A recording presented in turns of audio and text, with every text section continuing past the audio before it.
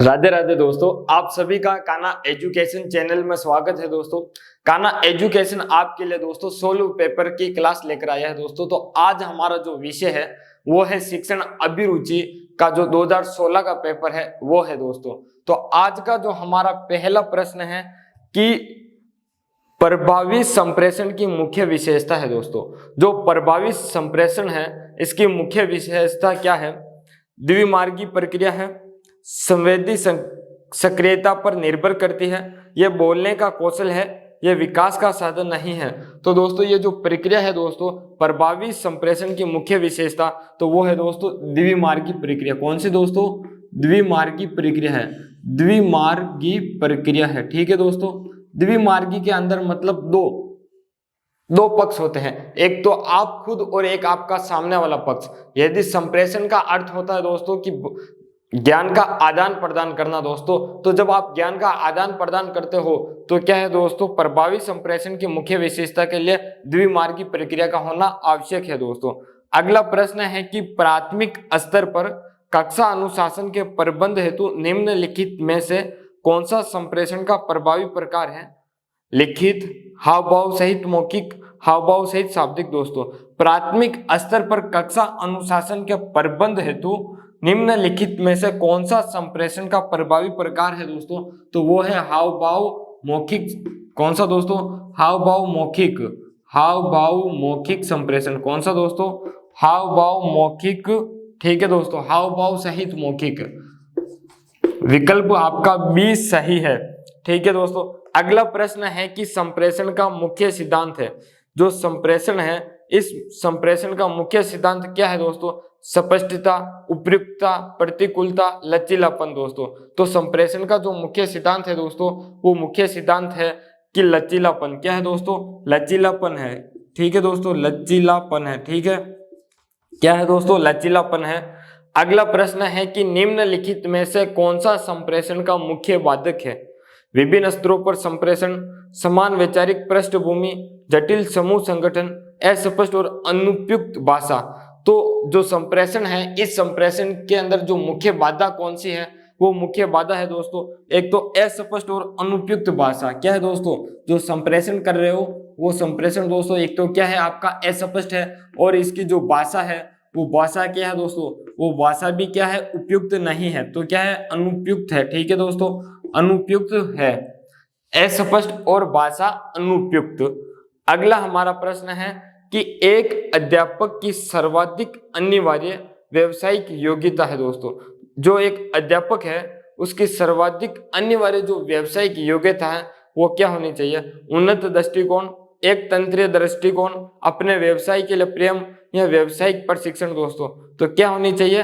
व्यावसायिक प्रशिक्षण होनी चाहिए। क्या होनी चाहिए दोस्तों? व्यावसायिक प्रशिक्षण होनी चाहिए। व्यावसायिक प्रशिक्षण होनी चाहिए, ठीक है दोस्तों।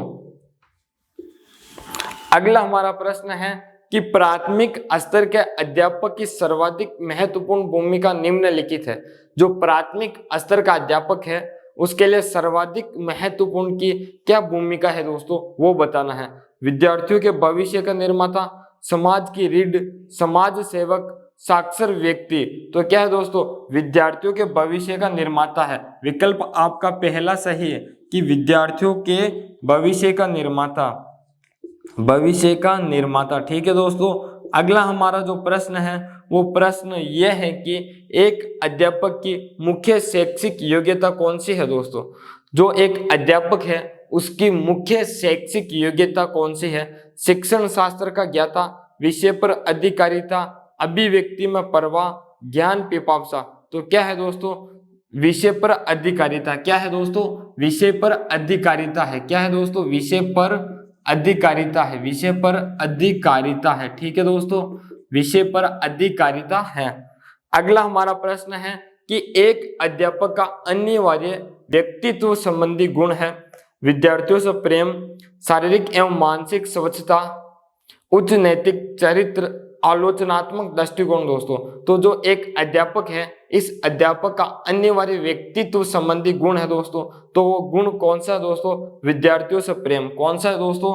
विद्यार्थियों से प्रेम है दोस्तों। कौन सा है दोस्तों? विद्यार्थियों से प्रेम है, ठीक है दोस्तों। विद्यार्थियों से प्रेम है। अगला हमारा प्रश्न है कि एक अध्यापक का मुख्य कार्य निम्नलिखित में से कौन सा है? विद्यालय का बजट बनाना, शिक्षण अधिगम, विद्यार्थियों को मार्गदर्शन करना दोस्तों, संस्थागत कार्य। दोस्तों जो अध्यापक है उस अध्यापक का मुख्य कार्य क्या है? तो विद्यालयों का बजट बनाना नहीं है दोस्तों, शिक्षण अधिगम भी है, विद्यार्थियों को मार्गदर्शन करना भी है, लेकिन संस्थागत जो कार्य है वो नहीं है दोस्तों। तो इन दोनों में से जो सबसे जरूरी है दोस्तों वो है शिक्षण अधिगम, यानी क्या है दोस्तों? बालकों को सिखाना। क्या है दोस्तों? बालकों को सिखाना। तो विकल्प आपका ब सही है, दूसरा सही है दोस्तों। प्राथमिक स्तर पर अध्यापक विद्यार्थी संबंध होने चाहिए। जो प्राथमिक स्तर है दोस्तों यहाँ पर अध्यापक विद्यार्थी संबंध होने चाहिए। मानवीय और मित्रतापूर्ण, संकीर्ण विशिष्टीकरण, सहानुभूतिपूर्ण और स्नेहपूर्ण, अधिगमकर्ता को समझने में अध्यापक को रुचि लेनी चाहिए दोस्तों। जो प्राथमिक स्तर है, प्राथमिक स्तर पर अध्यापक के क्या दोस्तों? विद्यार्थी संबंध होने चाहिए। तो विद्यार्थी संबंध कौन से होने चाहिए दोस्तों? वो होने चाहिए अधिगमकर्ता को समझने में अध्यापक को रुचि लेनी चाहिए। कौन सी दोस्तों? अध्यापककर्ता को समझने में अध्यापक को रुचि लेनी चाहिए। अगला प्रश्न है कि प्राथमिक स्तर पर कक्षा अध्यापक प्रणाली विषय अध्यापक प्रणाली से अधिक उपयुक्त है क्योंकि जो विभिन्न विषयों का सहसंबंध संभव, न्याय संगत गृह कार्य संभव, अधिक अध्यापक विद्यार्थी संपर्क संभव है, विषय ज्ञान का विशिष्टीकरण संभव है दोस्तों। तो इसका जो सही उत्तर है वो है तीसरा। क्या है दोस्तों? तीसरा इसका सही उत्तर है कि अधिक अध्यापक विद्यार्थी संपर्क संभव है। अगला प्रश्न है कि प्रजातांत्रिक नेतृत्व में एक नेता के निर्णय निर्भर करता है दोस्तों। जो प्रजातांत्रिक है, इस प्रजातांत्रिक नेतृत्व में एक नेता के निर्णय निर्भर करते हैं नेता के अस्थायीकरण पर, समूह के सदस्यों के अनुसार लचीलेपन पर, समूह के सदस्यों के सहयोग पर, समूह के सदस्यों की सलाह पर। तो किस पर निर्भर करते हैं दोस्तों? तो यह निर्भर करते हैं कि समूह के सदस्यों के सहयोग पर। जो समूह है दोस्तों, इस समूह के सदस्यों के सहयोग पर, सदस्यों के सहयोग पर निर्भर करते हैं, सहयोग पर निर्भर करते हैं। ठीक है दोस्तों। अगला हमारा प्रश्न है कि सतत और व्यापक मूल्यांकन के व्यापक शब्द का अर्थ है इसमें शैक्षिक और सह शैक्षिक क्रियाएं निहित है, बालक के विकास के विभिन्न पक्षों में निहित है, इसमें छात्रों की विषयों की ग्रेड श्रेणी निहित है, इसमें असंज्ञानात्मक क्षेत्र निहित है दोस्तों। तो जो व्यापक शब्द है, इस व्यापक शब्द के अंदर दोस्तों क्या है? जो बालक के जो विकास के जितने भी पक्ष है वो क्या है दोस्तों? बालक के सभी पक्ष क्या है? विकास के सभी पक्ष क्या है दोस्तों? विकास के निहित है। क्या है दोस्तों? निहित है। बालक के जितने भी विकास के पक्ष है दोस्तों वो विकास के सारे पक्ष क्या है? निहित है। तो विकल्प आपका दूसरा सही है दोस्तों। अगला प्रश्न है कि मूल्यांकन शब्द एक प्रक्रिया को दर्शाता है जिसके द्वारा अध्यापक, मूल्यांकन शब्द एक प्रक्रिया को दर्शाता है जिसके द्वारा अध्यापक विद्यार्थियों के बारे में सूचनाएं इकट्ठी करता है, कक्षा के विद्यार्थियों का वर्गीकरण करता है, व्यवहार परिवर्तन के प्रमाण इकट्ठा करके निर्णय लेता है, या विद्यार्थियों की प्रगति को व्यवस्थित करता है दोस्तों। जो मूल्यांकन शब्द है दोस्तों, इस मूल्यांकन शब्द की एक प्रक्रिया को दर्शाता है जिसके द्वारा अध्यापक है क्या करता है दोस्तों? मूल्यांकन द्वारा जो अध्यापक है मूल्यांकन करता है दोस्तों। एक अध्यापक आपका मूल्यांकन करता है तो वो मूल्यांकन करने की जो प्रक्रिया है दोस्तों उससे अध्यापक को क्या पता चलता है? उससे अध्यापक को पता चलता है कि जो बालक की जो प्रगति है दोस्तों उस प्रगति के बारे में पता चलता है कि बालक की जो प्रगति है वो कितनी हुई है और कितनी होने बाकी है। तो जो प्रगति है उस प्रगति को क्या करता है दोस्तों? व्यवस्थित करता है। क्या करता है दोस्तों? उस प्रगति को व्यवस्थित करता है, विद्यार्थियों की प्रगति को व्यवस्थित करता है। चौथा इसका सही उत्तर है दोस्तों। सतत और व्यापक मूल्यांकन निरंतर पृष्ठ पोषण प्रदान करता है। सतत और व्यापक मूल्यांकन निरंतर पृष्ठ पोषण प्रदान करता है अध्यापक और माता पिता के लिए, बालक अध्यापक के लिए, बालक अध्यापक और माता पिता के लिए, तंत्र के लिए दोस्तों। जो सतत और व्यापक मूल्यांकन है यह लगातार पृष्ठ पोषण प्रदान करता है। तो किसके लिए करता है दोस्तों? तंत्र के लिए करता है। किसके लिए दोस्तों? तंत्र के लिए करता है। तंत्र के लिए यानी कि जो सिस्टम है उस सिस्टम के लिए करता है। क्या करता है दोस्तों? इस सिस्टम के लिए करता है जो पृष्ठ पोषण प्रदान है दोस्तों। अगला प्रश्न है कि जो वार्षिक परीक्षा प्रणाली है इस वार्षिक परीक्षा प्रणाली में सुधार के प्रयास की आवश्यकता है दोस्तों। जो वार्षिक परीक्षा प्रणाली है इसमें किसकी सुधार की आवश्यकता है दोस्तों? जो सुधार की आवश्यकता है वो है मूल्यांकन प्रक्रिया के अंदर, समय प्रणाली में, लिखित और प्रायोगिक कार्य में, रिपोर्ट कार्ड में दोस्तों। तो किसमें है दोस्तों? तो यह है मूल्यांकन प्रणाली में। किसमें दोस्तों? मूल्यांकन प्रणाली में सुधार की आवश्यकता है। जो वार्षिक परीक्षा है उसके अंदर मूल्यांकन प्रणाली में आवश्यकता है, मूल्यांकन प्रणाली में आवश्यकता है। ठीक है दोस्तों, मूल्यांकन प्रणाली के अंदर आवश्यकता है। अगला प्रश्न है कि सतत और व्यापक मूल्यांकन अधिगमकर्ता में निम्नलिखित में से कौन सी आदत का विकास करता है दोस्तों? जो सतत और व्यापक मूल्यांकन है वो अधिगमकर्ता में निम्नलिखित में से कौन सी आदत का विकास करता है दोस्तों? सतत अध्ययन, स्वयं अध्ययन, व्यक्तिगत अध्ययन, निरंतर और स्वयं अध्ययन दोस्तों। तो क्या करता है दोस्तों? कौन सी आदत का विकास करता है? तो वो करता है निरंतर और स्वयं अध्ययन। क्या करता है दोस्तों? निरंतर और स्वयं अध्ययन का आदत का विकास करता है। कैसे करता है दोस्तों? जो सतत है दोस्तों, सतत का यानी लगातार। सतत का अर्थ क्या होता है दोस्तों? सतत का अर्थ होता है लगातार। क्या होता है दोस्तों? लगातार। और व्यापक का अर्थ होता है दोस्तों सभी प्रकार से। व्यापक का क्या अर्थ होता है दोस्तों? सभी प्रकार से, बड़े स्तर पर। सभी प्रकार से दोस्तों क्या है? सभी प्रकार से बड़े स्तर पर जो मूल्यांकन किया जाता है, मूल्यांकन किया जाता है दोस्तों। व्यापक का अर्थ क्या है? सभी प्रकार से मूल्यांकन किया जाता है बड़े स्तर पर दोस्तों। उसमें बालक के क्या है? विकास के पक्ष भी आ गए, सभी पक्ष। तो इससे क्या है? अधिगम करता है, यानी कि जो बालक सीख रहा है उसमें क्या आदत विकसित होगी, उसके अंदर जो विकसित होगी निरंतर और स्वयं अध्ययन की विकसित होगी। मूल्यांकन का नजदीकी संबंध है दोस्तों अधिगम के उद्देश्यों से, अधिगम अनुभवों से, अधिगम अनुभवों और उद्देश्यों से, मूल्यांकन व्यू रचनाओं से। जो मूल्यांकन का नजदीकी संबंध है दोस्तों वो संबंध है अधिगम के उद्देश्य से। क्या है दोस्तों? अधिगम उद्देश्य से, अधिगम अनुभवों से, अधिगम अनुभवों और उद्देश्य से। तो विकल्प सी आपका सही है दोस्तों। अधिगम अनुभव, अधिगम अनुभव और क्या दोस्तों? उद्देश्य से। क्या है दोस्तों? वे उद्देश्य से है, उद्देश्य से है। ठीक है दोस्तों। अगला हमारा प्रश्न है कि अधिगम की प्रकृति दिखाई देती है रटने में, प्रक्रिया और उत्पाद में, केवल उत्पाद में, केवल प्रक्रिया में दोस्तों। जो अधिगम की प्रकृति यानी कि जो सीखने की प्रकृति है वो किस में दिखाई देती है दोस्तों? तो वो दिखाई देती है प्रक्रिया और उत्पाद में। किस में दोस्तों? प्रक्रिया और उत्पाद में दिखाई देती है। प्रक्रिया और उत्पाद के अंदर दिखाई देती है दोस्तों। ठीक है, विकल्प दूसरा सही है। अगला हमारा प्रश्न है कि बालक में सामाजिक संवेदनशीलता के विकास का आधारभूत अभिकरण है दोस्तों। बालक में सामाजिक संवेदनशीलता के विकास का आधारभूत अभिकरण है विद्यालय, समाज, परिवार और पुस्तकें दोस्तों। तो क्या है? परिवार है। क्या है दोस्तों? परिवार है। ठीक है दोस्तों, परिवार है इसका उत्तर। अगला हमारा प्रश्न है कि सृजनशील व्यक्ति निम्नलिखित में से कौन सा गुण रखते हैं दोस्तों? जो सृजनशील व्यक्ति है दोस्तों वो सृजनशील व्यक्ति निम्नलिखित में से कौन सा गुण रखते हैं दोस्तों? जो वो गुण रखते हैं निर्णय में स्वतंत्र, जिज्ञासु, विचारों पर दृढ़ और क्या है दोस्तों? निडर और साहसी। तो वो जो गुण रखते हैं दोस्तों वो जिज्ञासु का गुण रखते हैं। कौन सा गुण रखते हैं दोस्तों? जिज्ञासु का गुण रखते हैं। ठीक है दोस्तों, जिज्ञासु का गुण रखते हैं। कौन सा गुण रखते हैं दोस्तों? जिज्ञासु का गुण रखते हैं। विकल्प दूसरा आपका सही अर्थ है दोस्तों कि जिज्ञासु का गुण रखते हैं, जिज्ञासु। ठीक है दोस्तों, जो सृजनात्मक बालक है वो सृजनशील व्यक्ति जिज्ञासु का गुण रखता है दोस्तों। अगला प्रश्न है कि सृजनशीलता को दर्शाने के लिए निम्नलिखित में से कौन से विषय की प्रकृति उपयुक्त है दोस्तों?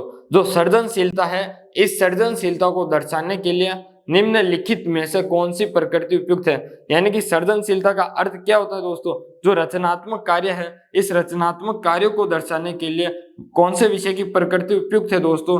तो यह है दोस्तों किसकी दोस्तों? चित्रकला और कला की। विकल्प दूसरा चित्रकला और कला की। किसकी दोस्तों? चित्रकला और कला की है। ठीक है दोस्तों, चित्रकला और कला की है। अगला हमारा प्रश्न है कि एक अध्यापक अपनी कक्षा के विद्यार्थियों में निम्नलिखित में से किस क्रिया द्वारा सृजनात्मकता का विकास कर सकता है दोस्तों?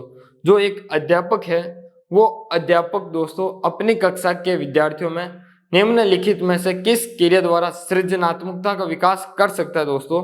मस्तिष्क उद्वेलन द्वारा, अभिव्यक्ति का अवसर देकर, अभ्यास का दोहराव करवाकर, स्वतः क्रिया द्वारा। तो किसके द्वारा दोस्तों? स्वतः क्रिया द्वारा। विकल्प आपका चौथा सही है कि स्वतः क्रिया द्वारा करवाकर दोस्तों, स्वतः क्रिया द्वारा। ठीक है दोस्तों, स्वतः क्रिया द्वारा। अगला हमारा प्रश्न है कि एक अध्यापक को प्राथमिक स्तर पर विषय वस्तु के संप्रत्ययीकरण हेतु शिक्षण, अधिगम सामग्री और अनुभवों का उपयोग करना चाहिए दोस्तों। जो एक अध्यापक है, इस अध्यापक को प्राथमिक स्तर पर विषय वस्तु के संप्रत्ययीकरण हेतु शिक्षण, अधिगम सामग्री और अनुभवों का उपयोग करना चाहिए। सांकेतिक सामग्री, अमूर्त सामग्री, प्रत्यक्ष अनुभव, मूर्त सामग्री। तो इसका दोस्तों जो जवाब है, इसका सही उत्तर है वो है प्रत्यक्ष। क्या है दोस्तों? प्रत्यक्ष अनुभव दोस्तों। कौन सा है दोस्तों? प्रत्यक्ष अनुभव है। अगला जो हमारा प्रश्न है वो प्रश्न यह है कि बालकों में सामाजिक संवेदनशीलता को पैदा करने की निम्नलिखित में से कौन सी विधि सर्वोत्तम है? बालकों के अंदर जो सामाजिक संवेदनशीलता है, इनको पैदा करने की निम्नलिखित में से कौन सी विधि सर्वोत्तम है दोस्तों? व्याख्यान, पुस्तक और साहित्य, चित्र और नाटक, घर और समाज में वास्तविक जीवन के उदाहरण दोस्तों। तो क्या है दोस्तों? चित्र और नाटक। कौन सा दोस्तों? जो एक बालक है, उस बालक के अंदर जो सामाजिक संवेदनशीलता को पैदा करने की जो निम्नलिखित में से विधि है, व्याख्यान नहीं है दोस्तों, पुस्तक और साहित्य भी नहीं है, घर और समाज में जो वास्तविक जीवन के उदाहरण है वो भी नहीं दोस्तों। क्या है? चित्र और नाटक है दोस्तों। क्या है दोस्तों? चित्र और नाटक है। क्या है दोस्तों? चित्र और नाटक है। ठीक है दोस्तों। अगला जो हमारा प्रश्न है वो प्रश्न यह है कि छात्रों के अधिकारिकता, अधिगम को प्रभावित करने वाला मुख्य कारक है दोस्तों। जो छात्र हैं, इन छात्रों के अधिकारिता, अधिगम को प्रभावित करने वाला मुख्य कारक है अधिगम हेतु समय, अनुदेशन की गुणवत्ता, छात्रों की लेखन गति, विशिष्ट प्रकार के अधिगम के प्रति अभिक्षमता दोस्तों। तो इसका सही उत्तर है चौथा विकल्प। वो क्या है दोस्तों? विशिष्ट प्रकार की क्या दोस्तों? विशिष्ट प्रकार के अधिगम की क्षमता। अधिगम की क्या दोस्तों? अधिक्षमता है। अधिक्षमता है कि विशिष्ट प्रकार के अधिगम अधिक्षमता है। ठीक है दोस्तों, के प्रति अधिक्षमता है। विकल्प चौथा सही उत्तर है आपका। विद्यार्थियों के अधिगम को बढ़ाने वाला वैकल्पिक चर है बुद्धि, वातावरण, शिक्षण गुणवत्ता, समय दोस्तों। तो जो विद्यार्थियों के अधिगम को बढ़ाने वाला वैकल्पिक चर है दोस्तों, वो चर है शिक्षण गुणवत्ता। कौन सा दोस्तों? शिक्षण गुणवत्ता चर है। शिक्षण गुणवत्ता चर है दोस्तों। कौन सा है दोस्तों? शिक्षण गुणवत्ता चर है। ठीक है दोस्तों। अगला हमारा प्रश्न है कि शिक्षण अधिगम प्रक्रिया के दौरान पुनर्बलन छात्रों के अधिगम पर धनात्मक प्रभाव डालता है। जो शिक्षण अधिगम प्रक्रिया है दोस्तों, इसके दौरान जो पुनर्बलन दिया जाता है छात्रों को दोस्तों, जो मोटिवेट किया जाता है, वो छात्रों के अधिगम यानी कि जो सीखने पर है वो धनात्मक प्रभाव डालता है। हमेशा डालता है, अधिकांशतः डालता है, कभी कभी डालता है, या फिर कह नहीं सकते दोस्तों। जो शिक्षण अधिगम प्रक्रिया है दोस्तों, जो बच्चों को सिखाया जाता है दोस्तों, सिखाते वक्त बीच बीच में जो मोटिवेट किया जाता है, उनको जो मोटिवेशन दिया जाता है दोस्तों, जो अभी प्रेरणा दी जाती है, वो क्या बालक के सीखने पर दोस्तों धनात्मक प्रभाव डालता है? वो हमेशा डालता है दोस्तों? हमेशा नहीं डालता है, लेकिन हाँ जरूर है, अधिकांशतः डालता रहता है। क्या दोस्तों? 90% वो क्या करता है दोस्तों? प्रभाव अपना डालता रहता है। तो इसका जो उत्तर है दोस्तों, वो उत्तर है अधिकांशतः। क्या है दोस्तों? अधिकांशतः है। ठीक है दोस्तों, अधिकांशतः है।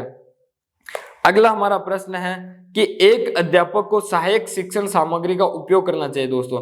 जो एक अध्यापक है, इस अध्यापक को सहायक शिक्षण सामग्री का उपयोग करना चाहिए शिक्षण को रुचिकर बनाने हेतु, दैट से अनुभव प्रदान करने हेतु, शिक्षण को प्रभावी बनाने हेतु, अध्यापक का कार्यभार कम करने हेतु। तो दोस्तों जो अध्यापक है, अध्यापक को सहायक शिक्षण सामग्री का उपयोग इसलिए करना चाहिए ताकि जो शिक्षण है वो शिक्षण क्या हो दोस्तों? शिक्षण रुचिकर बने। क्या बने दोस्तों? जो शिक्षण है वो शिक्षण क्या बने दोस्तों? शिक्षण एक रुचिकर बने। क्या बने दोस्तों? शिक्षण एक रुचिकर बने। तो इसके लिए जो इसका सही उत्तर है विकल्प एक सही उत्तर है कि शिक्षण को रुचिकर बनाने हेतु। ठीक है दोस्तों। अगला हमारा प्रश्न है कि हमारी प्रजातांत्रिक संवैधानिक संरचना के अनुरूप कौन सा शिक्षण उपागम सर्वोत्तम है दोस्तों। जो हमारी प्रजातांत्रिक संवैधानिक संरचना है, इस संरचना के अनुरूप कौन सा शिक्षण उपागम सर्वोत्तम है। अध्यापक केंद्रित, सहभागिता केंद्रित, विद्यार्थी केंद्रित, क्रिया केंद्रित दोस्तों। तो इसके लिए जो कौन सा शिक्षण उपागम सर्वोत्तम है दोस्तों, तो वो है सहभागिता केंद्रित। कौन सा दोस्तों, विकल्प दूसरा सहभागिता केंद्रित, सहभागिता केंद्रित दोस्तों। कौन सा है, सहभागिता केंद्रित है, ठीक है दोस्तों, केंद्रित है। अगला हमारा प्रश्न है कि यदि एक छात्र आपकी कक्षा का अनुशासन भंग कर रहा है तो आप अध्यापक होने के नाते क्या करेंगे दोस्तों। एक छात्र है जो आपकी कक्षा का क्या कर रहा है दोस्तों, अनुशासन भंग कर रहा है, तो आप क्या करेंगे शिक्षक होने के नाते दोस्तों।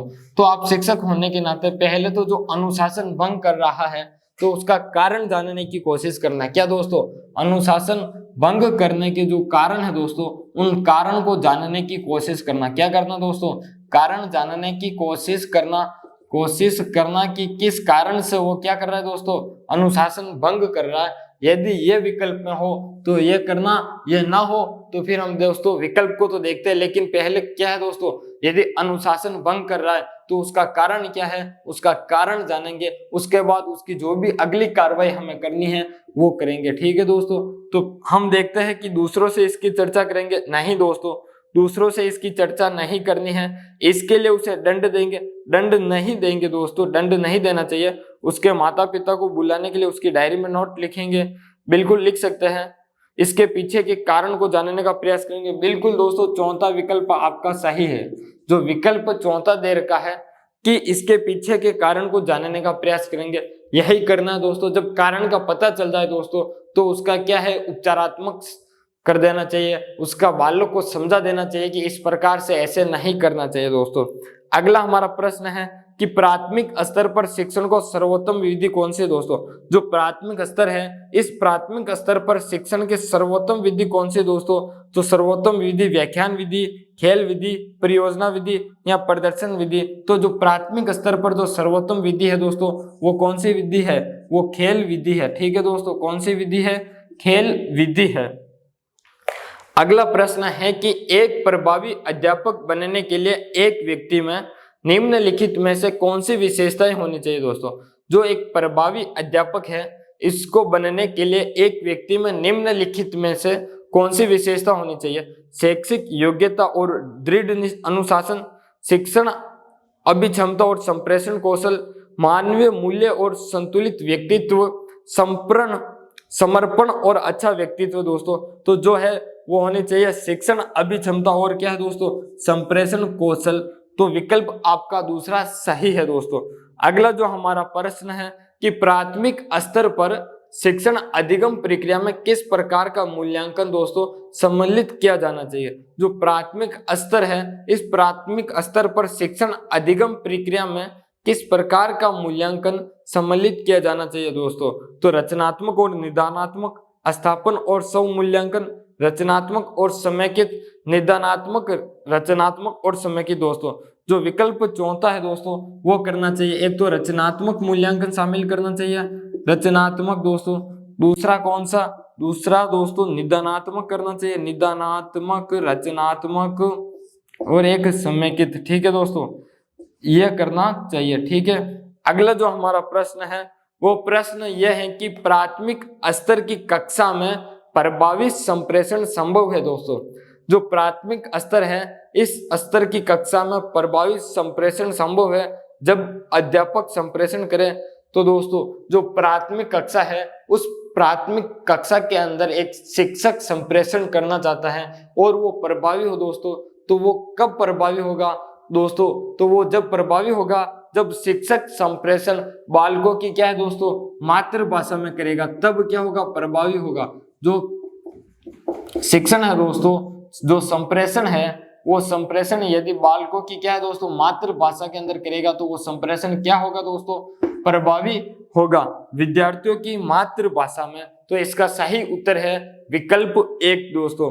अगला जो हमारा प्रश्न है वो प्रश्न ये है कि दोस्तों शिक्षण की प्रकृति है दोस्तों। जो शिक्षण है उस शिक्षण की प्रकृति की बात करें दोस्तों तो शिक्षण की प्रकृति दोस्तों कला और विज्ञान है। क्या दोस्तों?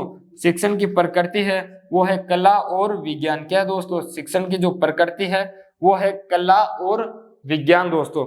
अगला हमारा प्रश्न है कि बालक के अधिगम के लिए निम्नलिखित में से कौन सी क्रिया सर्वाधिक योगदान देती है दोस्तों? जो बालक है वो अधिगम के लिए यानी कि बालक के सीखने के लिए निम्नलिखित में से कौन सी क्रिया सर्वाधिक योगदान देती है? देखकर सीखना, याद करके सीखना, सुनकर सीखना, तो करके सीखना। जो बालक है बालक के सीखने के लिए जो सर्वाधिक क्रिया योगदान देती है दोस्तों वो है करके सीखना। कौन सी दोस्तों? करके सीखना है। कौन सी है दोस्तों? करके सीखना है। अगला हमारा प्रश्न है कि एक बालक का अधिगम निम्नलिखित अधिगम ढांचे यानी सेटअप से सर्वाधिक प्रभावित होता है। जो एक बालक का अधिगम है, जो सीखने का अधिगम है, वो निम्नलिखित सीखने के जो ढांचे हैं उनमें से सर्वाधिक प्रभावित होता है। शोर रहित अलग कक्ष के अंदर, विद्यालय में भाई बहनों के साथ, उसके अपने सामाजिक और सांस्कृतिक ढांचे यानी वातावरण में। तो इसका सही जवाब है दोस्तों चौथा विकल्प आपका कि उसके अपने सामाजिक और सांस्कृतिक ढांचे, जो सांस्कृतिक वातावरण है उसके अंदर दोस्तों। अगला जो हमारा प्रश्न है, प्रश्न यह है कि सभी स्तरों के लिए एक अध्यापक की एक महत्वपूर्ण योग्यता कौन सी है दोस्तों? जो सभी स्तर के दोस्तों जो अध्यापक हैं, प्राथमिक स्तर हो या उच्च माध्यमिक हो या माध्यमिक स्तर का हो, लेकिन उन सभी स्तरों के लिए एक अध्यापक की एक महत्वपूर्ण योग्यता है, वो कौन सी है? सामाजिक संवेदनशीलता, विषय ज्ञान, प्रभावी नेतृत्व, विधियों का ज्ञान। तो दोस्तों जो योग्यता है दोस्तों वो है विषय ज्ञान। कौन सी दोस्तों? विषय ज्ञान होनी चाहिए। कौन सी होनी चाहिए दोस्तों? यदि विषय ज्ञान होगी दोस्तों तो वो प्रत्येक स्तर के विद्यार्थियों को पढ़ा सकता है। यदि प्रत्येक स्तर का शिक्षक है, जो जिस स्तर का शिक्षक है दोस्तों वो उस स्तर के बालक को सिखा सकता है, पढ़ा सकता है, यदि उसे उस स्तर का क्या है दोस्तों? विषय ज्ञान है दोस्तों। तो ठीक है। अगला हमारा प्रश्न है कि यदि एक अध्यापक अपने कार्य को नकारता है और कक्षा शिक्षण से बचता है तो इसका कारण है दोस्तों। यदि एक अध्यापक अपने कार्य को क्या है दोस्तों? नकार रहा है और कक्षा शिक्षण से बच रहा है यानी कि कक्षा के अंदर पढ़ा रहा है, तो इसका कारण है दोस्तों नैतिक मूल्यों का अभाव, शिक्षण अभिक्षमता का अभाव, कार्य करने की क्षमता का अभाव, व्यवसायिक नैतिकता का अभाव। तो दोस्तों क्या है? चौथा इसका सही उत्तर होगा कि व्यावसायिक नैतिकता का अभाव। क्या दोस्तों? व्यवसायिक नैतिकता का अभाव है। व्यवसायिक नैतिकता का क्या है दोस्तों? अभाव है उसके अंदर, क्योंकि इसीलिए तो वो एक तो अध्यापन कार्य से डर रहा है और अध्यापन कार्य को नकार रहा है और शिक्षण से बच रहा है दोस्तों। तो इसका जो सही उत्तर है वो चौथा विकल्प है दोस्तों। अगला प्रश्न है कि शिक्षण अधिगम प्रक्रिया में पृष्ठ पोषक आवश्यक है दोस्तों। जो शिक्षण अधिगम यानी कि जो शिक्षण यानी जो पढ़ा रहे हैं और जो सीख रहे हैं, पढ़ाना और सिखाना दोस्तों, इस प्रक्रिया में पृष्ठ पोषक आवश्यक है अध्यापक के लिए, विद्यार्थियों के लिए, अध्यापक और विद्यार्थियों के लिए दोस्तों, कक्षा में क्रमोन्नति के लिए। तो इसका जो सही उत्तर है दोस्तों कि शिक्षण अधिगम प्रक्रिया में पृष्ठ पोषक आवश्यक है, तो वो है दोस्तों विद्यार्थियों के लिए। किसके लिए दोस्तों? विकल्प आपका दूसरा सही है और यह है कि विद्यार्थियों के लिए। क्या है दोस्तों? विद्यार्थियों के लिए है। क्या है दोस्तों? विद्यार्थियों के लिए है। अगला प्रश्न है कि एक अध्यापक में नेतृत्व क्षमता होनी चाहिए दोस्तों। जो एक अध्यापक है उसके अंदर नेतृत्व क्षमता होनी चाहिए, कक्षा की समस्याओं के समाधान हेतु, विद्यार्थियों के नियंत्रण हेतु, योजना क्रियान्वयन हेतु, शिक्षण को गति देने हेतु। तो किसके लिए दोस्तों? कि एक अध्यापक में नेतृत्व क्षमता होनी चाहिए। वो नेतृत्व क्षमता होनी चाहिए जो शिक्षण को क्या है दोस्तों? गति दे सके। शिक्षण को क्या दे सके दोस्तों? शिक्षण को गति दे सके। शिक्षण को क्या दे सके दोस्तों? शिक्षण को गति दे सके, ये होनी चाहिए।